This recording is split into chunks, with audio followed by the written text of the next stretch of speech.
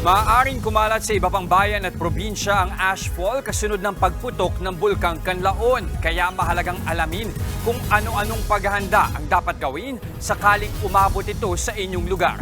Nasa frontline ng balitang yan, Simon Gualvez. Ang ashfall ang may pinakamalawak na pinsala tuwing pagputok ng bulkan. Hindi ka man abot ng lava oras sa pumutok ang isang bulkan, malayo naman ang nararating ng abo, asupre at iba pang ibinubuga nito. Kaya naman, siguraduhin nakatutok sa balita kaugnay ng pagputok ng bulkan at kung may abiso ba ng ashfall. Maghanda ng face mask para maiwasang malanghap ang abo na posibleng magdulot ng respiratory problems. Pwede rin gumamit ng goggles para protektahan ang mata.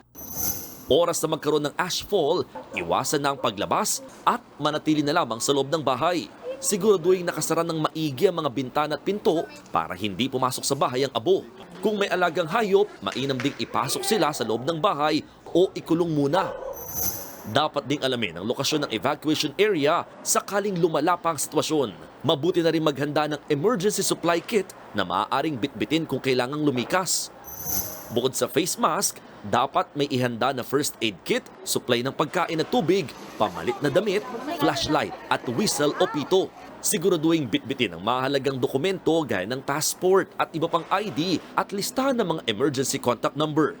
Maliit man o malaking sakuna, mabuti nang maging handa para masiguro ang kaligtasan nyo at ng inyong mga mahal sa buhay.